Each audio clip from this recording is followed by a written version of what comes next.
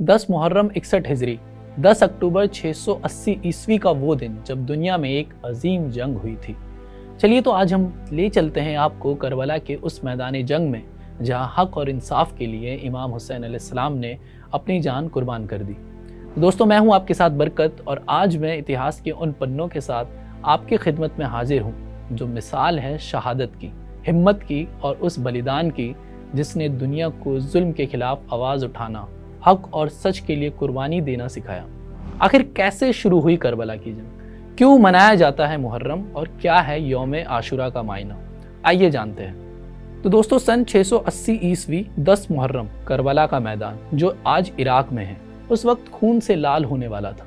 Yazid Umayya ख़ानदान का खलीफा अपनी हुकूमत को मजबूत करने के लिए जुल्म की सारी हदें पार कर रहा था। दूसरी तरफ थे इमाम हुसैन अलैहिस्सलाम, पैगंबर मोहम्मद सल्लल्लाहु अलैहि वसल्लम के नवासे, जिन्होंने यजीद की जालिम हुकूमत को कबूल करने से इनकार कर दिया। इमाम हुसैन अलैहिस्सलाम अपने 72 साथियों और अपने परिवार के साथ कूफा की ओर बढ़ रहे थे, जहां उन्हें समर्थन का वादा मिला था, मगर रास्ते में यजीद की फौज ने उन्हें करबला में घेर लिया।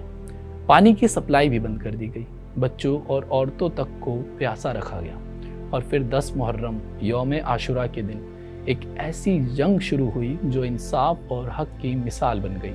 करबला का मैदान गवाह है उस बलिदान का जहां इमाम हुसैन ने अपने 72 साथियों के साथ जुल्म के खिलाफ जंग लड़ी।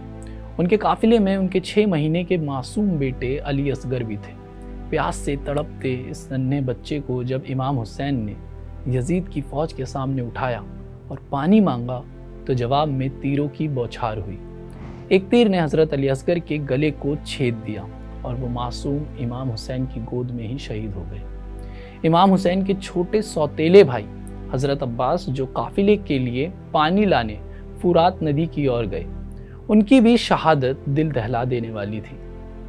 हजरत अब्बास, जिन्हें साकिए कौसर कहा जाता है, पानी की मशक लेकर लौट रहे थे, मगर यजीद की फौज ने उन पर हमला कर दिया। उनके दोनों हाथ काट दिए गए, फिर भी वो पानी की मशक को बचाने की कोशिश करते रहे। आखिरकार वो भी शहीद हो गए।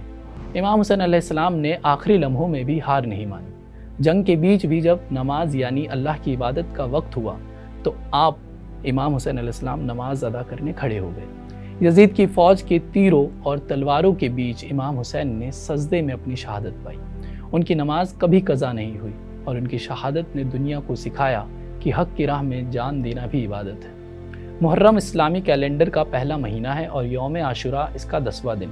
शिया मुसलमान इस दिन को इमाम हुसैन और उनके साथियों की शहादत की याद में गमज़दा होकर मनाते हैं। मजलिस में नौहे पढ़े जाते हैं, मातम किया जाता है और ताज़िया निकाले जाते हैं, जो करबला के शहीदों की कब्रों का प्रतीक है।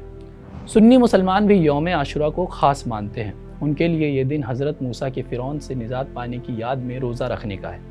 इस तरह मुहर्रम दोनों समुदाय के लिए इबादत और इमाम हुसैन की कुर्बानी को याद करने का मौका देता है।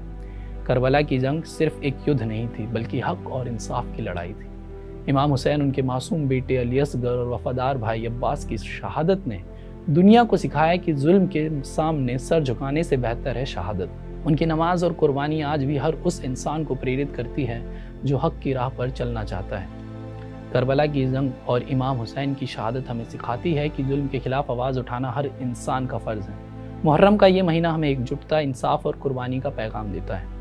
तो इमाम हुसैन अलैहिस्सलाम की पूरी जो दास्तां थी आपको कैसी लगी और इस तरह की वीडियो पर आपकी क्या राय है, हमें कमेंट करके ज़रूर बताएं। और देश और दुनिया भर की तमाम खबरों को देखने के लिए TV9 डिजिटल को सब्सक्राइब भी ज़रूर कर दीजिए।